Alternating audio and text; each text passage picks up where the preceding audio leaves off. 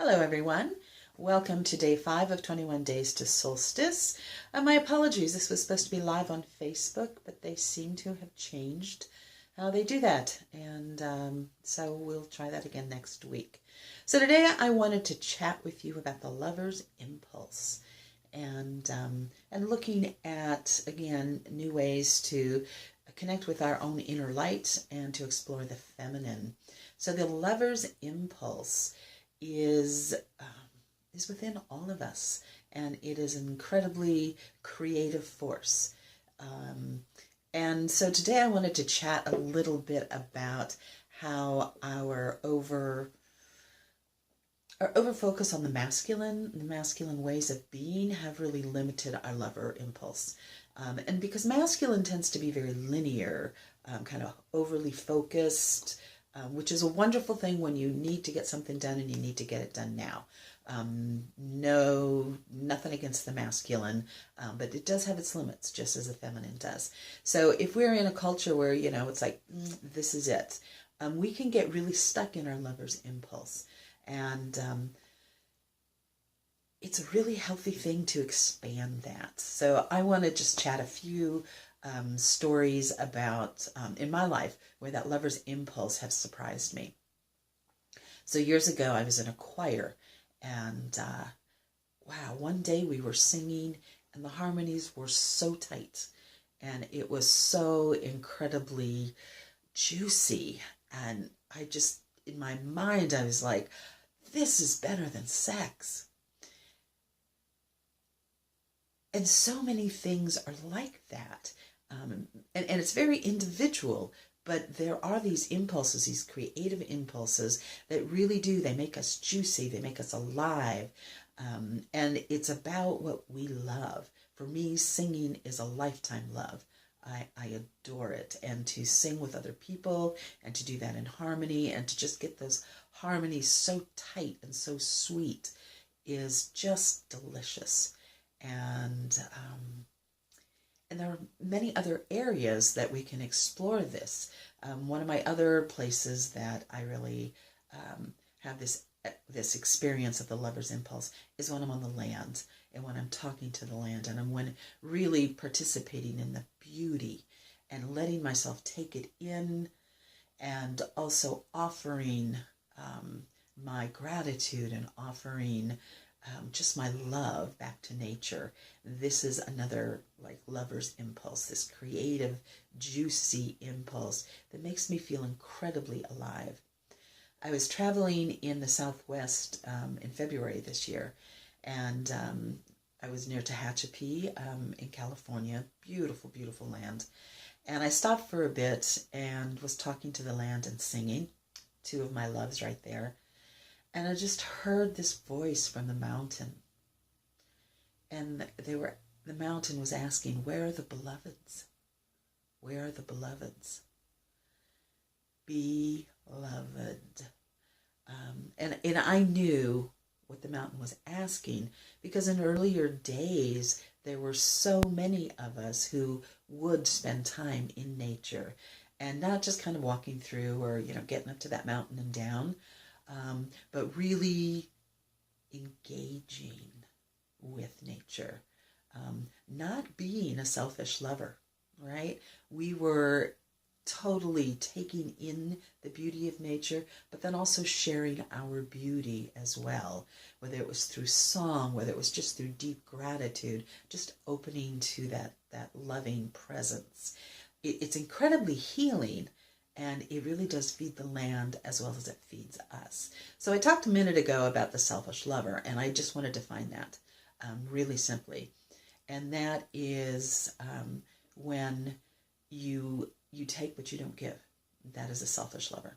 So really want to encourage us to open ourselves to be the generous lover in our lives. And whether that's with our romantic partner, whether it's with the music we love, being out on the land, just opening to this generosity of spirit and this generosity of giving and really letting the energies flow, right? That's what the lover is about, is this exchange of energy and this choice, this choosing to be with.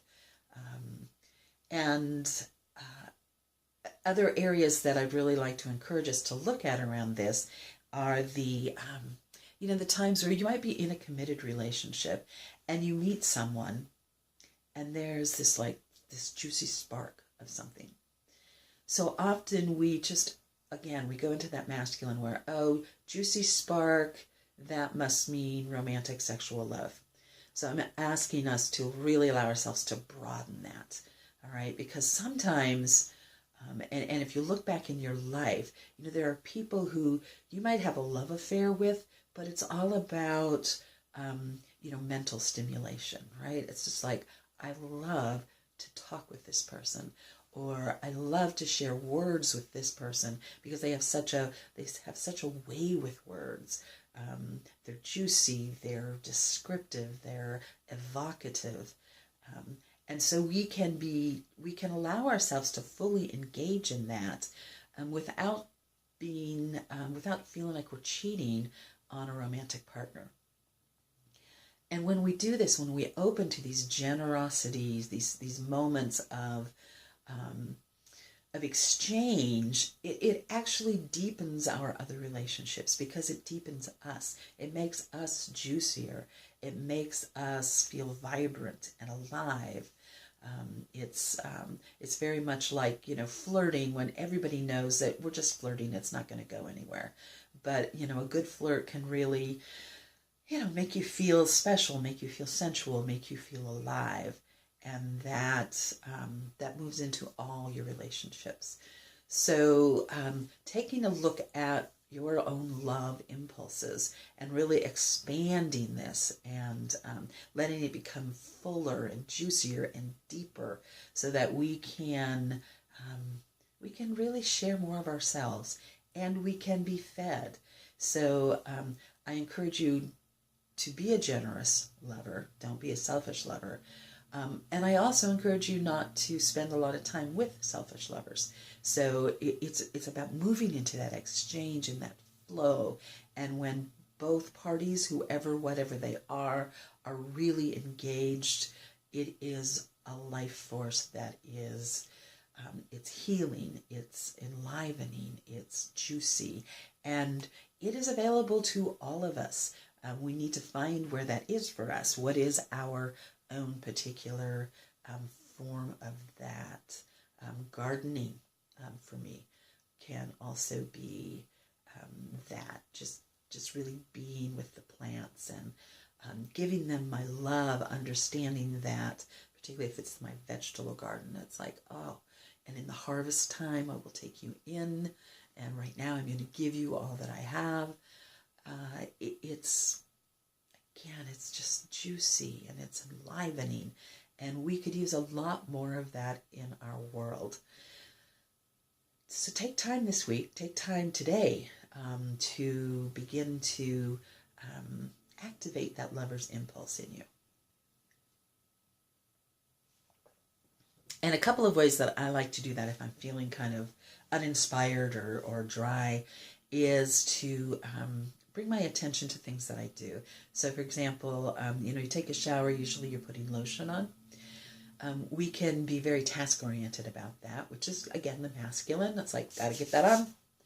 Or we can be very sensual about that. We can bring in the feminine, and we can really allow ourselves to explore our contours, feel our skin, and feel our hand touching our skin, just to kind of bring into that sensual aliveness for ourselves. Look at the waves, explore the textures in your world.